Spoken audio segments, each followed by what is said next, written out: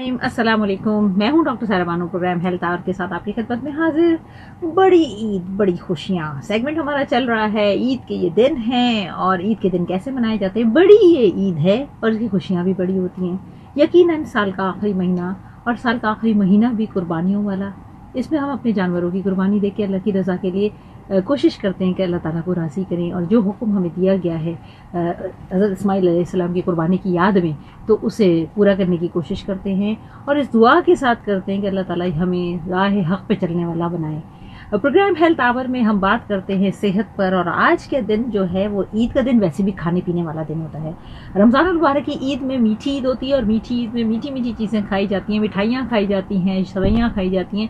लेकिन ईद उल अज़हा पर लोग खाते हैं बहुत ज़्यादा गोश्त और चटपटी चीज़ें, टिक्के, और हर घर से एक अच्छी अच्छी खुशबू अभी भी आ रही होंगी, क्योंकि ज़ाहिर है ईद के दिन है और ईद के दिन तो यही समा होता है कि कहीं कुछ पक रहा है, कहीं कुछ पक रहा है। मगर याद रखिए, ये ईद सिर्फ खाने पीने की नहीं है। जो कुछ आपने कुर्बान किया अल्लाह की राह में ज़रूर उसे चखें, खाएं, एंजॉय करें, मगर याद रखें उन लोगों को जो साल भर गोश्त जिनके लिए मैसर नहीं होता, जो साल भर गोश्त के लिए तरसते हैं या उनके लिए उनकी इस्तात से बाहर होता है। तो कोशिश करें अपने जो कुर्बानी के जानवर है उसको बांटें, बजाय इसके कि फ्रिज में रखें और स्टॉक करें, क्योंकि ये हमारे लिए नहीं है। दरअसल ये उन लोगों के लिए है और हमें उनको अपनी खुशियों में शामिल करना है। वैसे भी एक फ़लसफ़ा है और मैंने इस फ़लसफ़े पे कई बार अमल करके देखा है और मुझे हमेशा बड़ा सक्सेस रेट मिला है इसका। खुशियाँ हो और उसको बांट दिया जाए तो वो बहुत देर पा भी हो जाती हैं और बहुत मीनिंगफुल भी हो जाती हैं। आज हमारे साथ बड़ी स्पेशल पर्सनैलिटी हैं और आज की पर्सनैलिटी को ख़ास तौर पर मैंने ईद के रोज़, यानी कि ईद के दिनों के ईद के रोज़ों के हवाले से मैंने उनको इनवाइट किया है। और उनसे जो हम बातें करेंगे, ना सिर्फ हम ईद के मौके पे के हिसाब से बात करेंगे, बल्कि हम उनसे बात करेंगे कैंसर जैसे मुसीबत पर। आपकी स्पेशलिटी है, जी हाँ, हम बात करवाएंगे आज आपकी प्रोफेसर अब होने वाले हैं। मेरे ख्याल से एक यूनिवर्सिटी ज्वाइन कर ली है उन्होंने भी, लेकिन बहुत बड़ी शख्सियत, बड़ी कदावर शख्सियत, ऑन्कोलॉजी डिपार्टमेंट का बड़ा नाम, पाकिस्तान एटॉमिक एनर्जी JPMC से मुंसलिक रहे, डायरेक्टर रहे, और डॉक्टर मोहम्मद अली मेमन साहब आपका नाम है। अस्सलाम वालेकुम डॉक्टर साहब। पता नहीं क्यों मेरे मुंह से बार बार प्रोफेसर निकल रहा है, इसका मतलब है अब अनकरीब ये प्रोफेसर लग जाएगा आपका।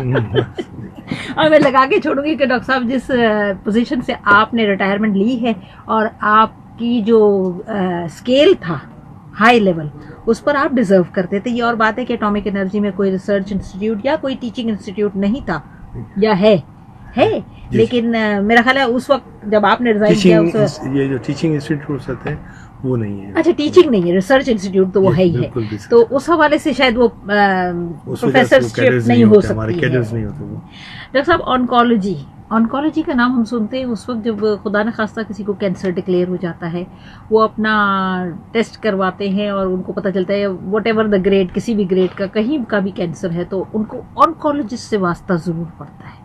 आप ऑन्कोलॉजिस्ट हैं, कैसे आए इस फील्ड में, आप कैसे आना हुआ?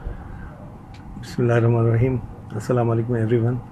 पहले तो मैं आप सब लोगों को ईद के दिनों की खुशियाँ सब लोगों को मुबारक हो, और बड़ी ईद है तो उस हवाले से भी हमें कुर्बानी, जैसे आपने अभी फरमाया कि हमें कुर्बानी में दूसरों को याद करना चाहिए, तो ये सारी चीज़ें जो हम बैठे हैं, हम बात करते हैं, ये हमारी नीयत अगर यही हो कि ये भी हमारी कुर्बानी का हिस्सा है, तो फिर इंशाल्लाह इसमें बहुत सी बेहतरी हो जाती हैं चीज़ों में। मेरी नॉलेज है, आपकी नॉलेज है, ये साइनर्जिस्टिक इफेक्ट्स होते हैं जो अल्टीमेटली हमारी कम्युनिटी को हेल्प करते हैं। बिल्कुल। तो जिस तरह पहले तो कॉम्पिटिटिव इन्वायरमेंट में जाना नहीं चाहिए, हमें एक दूसरे को कॉम्प्लीमेंट करना चाहिए। जो आपकी नॉलेज है उसको कंट्रीब्यूट करना है, ये भी एक शेयरिंग है ना। जिस तरह बड़ी कुर्बानी पे हमें उस कुर्बानी को याद रखना है, हज़रत इस्माइल अलैहिस्सलाम की, उनकी सुन्नत पे अमल करते हुए हम ज़ाहिर जो चीज़ आपने बिल्कुल सही आपने कही कि हमें एक दूसरे का दुख बांटना है, एक दूसरे के साथ शेयर करना है, जो नहीं कुर्बानी कर सकते उनके साथ शेयर करना। तो इसी तरह से हमें नॉलेज का भी है, नॉलेज की कुर्बानी भी यही है कि तालीम है, फैलाएंगे जितना उतना ही फ़ायदा होगा और लोगों को फ़ायदा होगा। और जहाँ तक बात है कि कैंसर के हवाले से, तो कैंसर जैसे आपने एक लफ्ज़ बोला, मूजी मर्ज़ है आजकल, अब इसको आप मूजी नहीं कह सकते। वजह यह है कि आज से 40 साल पहले जब मैंने अपना कैरियर शुरू किया था, उस वक्त इसको कहा जा सकता था कि उस वक्त मूजी था, कि वो एक डेथ वारंट समझा जाता था। किसी को डायग्नोस हो जाए कैंसर है तो वो समझ ले उसका डेथ वारंट या वीज़ा, हम लोग कहते थे इसका वीज़ा लग गया है, किसी वक्त भी जा सकता है। तो वो क्योरेबल या कोई ऐसा नहीं होता था। लेकिन अल्हम्दुलिल्लाह आज के दौर में over the period of time science ने जो तरक्की की है, जिसमें बहुत रिसर्चेस के बाद बहुत काम अच्छे हुए हैं, उसके साथ साथ जो काम हुए हैं उसमें अब ये मूजी मर्ज नहीं रहा। सिर्फ इसमें अवेयरनेस की ज़रूरत है। वजह ये है कि हमारे यहाँ लोगों में जो मिथ्स हैं उनकी वजह से ये थोड़े से प्रॉब्लम है हमारे थर्ड वर्ल्ड कंट्रीज़ में। अदरवाइज जो डेवलप कंट्रीज़ हैं उन्होंने बहुत बड़ा कंट्रोल किया है कैंसर्स के हवाले से, कि 40 to 50% जो कैंसर्स हैं डेवलप कंट्रीज में वो क्योरेबल हैं, कंट्रोलेबल, प्रिवेंटेबल है, प्रिवेंटेबल कहेंगे उसको, कि उनसे बचाया जा सकता है। अब जो हम जैसी कंट्रीज हैं जो जहाँ पे ये प्रिवेंटेबल कैंसर बहुत ज़्यादा हैं, तो हमारे यहाँ ये 60% के अराउंड में आ जाते हैं प्रिवेंटेबल कैंसर्स। तो सिर्फ ज़रूरत ये है कि हमें आपको समझना है और लोगों में अवेयरनेस फैलानी है कि किस तरह से हम इसको बचें, ऐसे बचें। आज इससे पहले जो हमारी बात हो रही थी ओरल कैंसर के हवाले से कि हम इस पे कुछ बात करेंगे, तो ये one of the most preventable cancers in the world है। बिल्कुल, दुनिया में ये 10वें 12वें नंबर पे आता है। अगर कैंसर पूरे अगर स्टैटिस्टिक्स देखें तो 10 से 12वें नंबर पे ही आता है मुख्तलिफ डेवलप कंट्रीज में। हमारे यहाँ अनफॉर्चुनेटली नंबर 1 है ओरल कैंसर पाकिस्तान में, और पाकिस्तान में भी ख़ास तौर पे कराची का ये बहुत बड़ा डायलेमा है कि ये टॉप पे, सबसे टॉप पे मर्दों और औरतों में नंबर 1 कैंसर ओरल कैंसर हैं, हेड एंड नेक कैंसर हैं। औरतों में अगर इंडिविजुअली लें तो ब्रेस्ट कैंसर है, मर्दों में लें तो ये ओरल कैंसर है। तो आप अंदाजा कर लें कि इसकी क्या वजूहत है। इसकी सादा सी वजूहत है।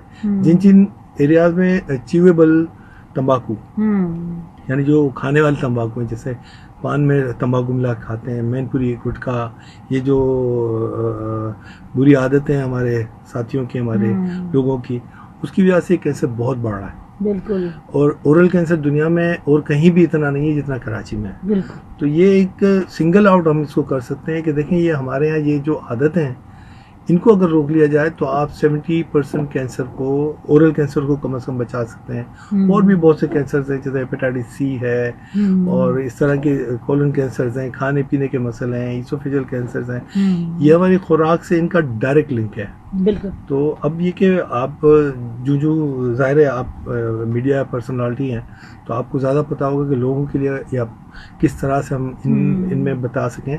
तो मैं आपको बताता जाऊंगा, ये तो ओपनिंग समझ रिमार्क्स है कि हम 50 to 60% प्रिवेंटेबल कैंसर्स पे काम करके लोगों को समझा के ये जो कैंसर्स हैं, ये वाले जो हॉरिबल जो कैंसर्स हैं, उनको बचा भी सकते हैं और अर्ली डिटेक्शन का भी हम बात कर सकते हैं। आप अभी मुझे पूछिएगा जो आपके क्वेश्चन हो तो मैं इंशाल्लाह उस पर जो कोशिश करूंगा कि जो बता सकूं लोगों को, हमारे पब्लिक को।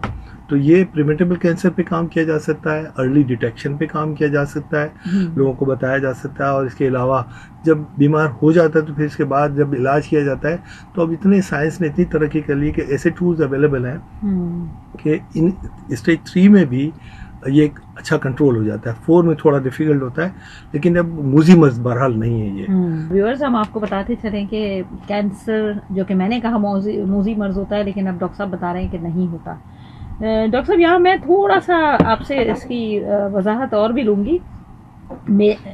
फॉर मी इट्स मूजी इसलिए कि हम ओरल कैंसर के कृपा हम स्टार्ट लेते हैं मुंह से, क्योंकि शुरुआत यहाँ से होती है। ओरल कैंसर आपने कहा कराची में बहुत ज़्यादा फैला हुआ है, और हमारे बच्चे जो हमारे इतराफ़ में भी जो घूम रहे हैं वो भी पान गुटखा छालियाँ मुंह में डाल के बैठे हुए होते हैं, और हम उनको समझा के थक जाते हैं, लेकिन वो नहीं समझते हैं। तो और वो अपने लिए खुद एक तरह से रास्ता बनाते हैं मौत के मुंह की तरफ का। तो और इतना वो लेट हो जाते हैं, बल्कि हमारे पास जब कोई इलेक्ट्रिशियन आता है या कोई काम करने वाला आता है और वो उसके मुंह में गुटखा भरा हुआ होता है, तो पहले मैं उसको लेक्चर देती हूँ कि भाई ये क्यों खाते हो। तो कहते हैं क्या करें, बस आदत पड़ गई, अब अल्लाह मालिक है। तो ये अल्लाह मालिक है वाली जो कहानी हो गई है ना, कि ठीक है सारी बुराइयां करो फिर अल्लाह को मालिक कर दो। तो आज हम इस चीज़ पे बात करेंगे कि ये आपका अल्लाह मालिक आपको कहाँ लेके जाता है। ये आप जो फॉर ग्रांटेड ले रहे हो, आप समझ रहे हो, वक्ती नशा, वक्ती जोश या वक्ती आपकी तबीयत में जो जज्बात आपके एक्टिव हो जाते हैं और आप काम ज़्यादा कर लेते हैं और पैसे ज़्यादा कमा लेते हैं, कई गुना ज़्यादा आप लुटा लेते हैं। डॉक्टर साहब, आप ऑन्कोलॉजी की फील्ड में आए तो आपने सोचा था कि आपको इतने, मतलब आपने तो देखे हैं ना वो केस, आप तो सारा दिन इन चीज़ों को देखते हैं। ऑन्कोलॉजी में तो आपके पास वही पेशेंट आता है जो डिटेक्टेड, कैंसर डिटेक्टेड होता है, तो जिस स्टेज में भी वो आता है तो आपको उसकी काउंसलिंग भी करनी है, आपको उसके साथ पूरी ट्रीटमेंट भी देनी है। अनफॉर्चुनेटली मेरे छोटे भाई होते थे, उनको कैंसर था, इस फेब्रिक 78। तो उस वक्त मैं मेडिकल स्टूडेंट था, एडमिशन हुआ था। 1.5 साल तक जिद्दोजहद की, फिर वो उनकी उम्र 5.5 साल थी, 5-5.5 साल, और 1.5 साल तक फाइट की थी, और फिर मतलब उनका इंतकाल हो गया। हाँ, तो मैं जब वो सेकेंड ईयर और थर्ड ईयर के अराउंड में इनका इंतकाल हुआ, तो उस वक्त मेरे ध्यान में आया कि इस फील्ड में लोग कम हैं, और बड़ा ये जामशोर में एक अस्पताल है निमरा, वहाँ मैं चाहता तो मुझे वहाँ के जो वर्किंग इन्वायरमेंट थी बहुत अच्छी लगी कि एटॉमिक एनर्जी मेडिकल सेंटर वहाँ का होता था, बहुत अच्छा होता था, वहाँ पे डॉक्टर्स अच्छे थे और बड़ी तवज्जो से काम होता था। जो भी अनफॉर्चुनेटली जो भी हुआ, अब मेरे उस भाई को भी अब तो इसका स्वाब जाता होगा, जो मैं छोटे काम अच्छे काम कर सकता हूँ, जो अच्छे काम करने की कोशिश करता हूँ, उसका स्वाब उसको भी जाएगा। तो उस वक्त मुझे ये स्टिमुलस मिला था, और अल्हम्दुलिल्लाह अल्लाह ने वो कर दिया, जो मैंने सोचा अल्लाह ने करा भी दिया।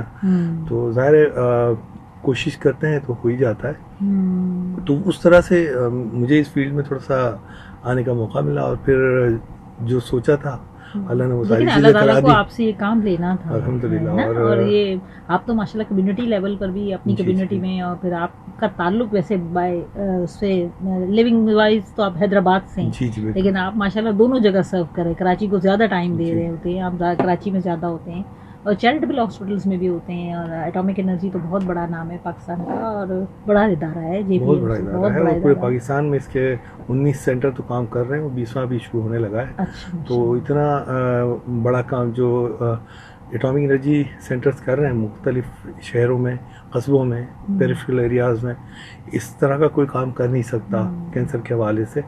तो वहाँ पे ये रिसर्च का काम बहुत ज़्यादा हो रहा है, और इसके साथ साथ लेटेस्ट इक्विपमेंट आपको पेरिफेरी में मिलेंगे, बहुत ही जो सबर्ब एरियाज हैं, बनू में, गिलगित में, हर जगह पे आप अच्छा, जो नाम आप लें, हर जगह पे हमारे एटॉमिक एनर्जी सेंटर हैं, मेडिकल सेंटर्स। इसके अलावा भी बहुत सी वो हैं हमारी फील्ड्स हैं, उसमें भी काम हो रहा है, और एटॉमिक एनर्जी रिसर्च के मामले में बहुत आगे है और दुनिया में इसका नाम है।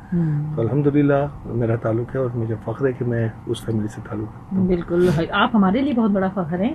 प्रोग्राम है हेल्थ आवर, मैं हूँ डॉक्टर सारा, मेरे साथ मौजूद हैं डॉक्टर मोहम्मद अली मेमन साहब। आप हैं ऑन्कोलॉजिस्ट, आपका ताल्लुक है कैंसर जैसे अमराज को ठीक करना, और माशाल्लाह से जितनी लेटेस्ट रिसर्च पे आप काम कर रहे हैं और कम्युनिटी लेवल पर भी काम कर रहे हैं, आपका एक बहुत बड़ा कंट्रीब्यूशन है। पाकिस्तान एटॉमिक एनर्जी के आप फॉर्मर डायरेक्टर भी हैं।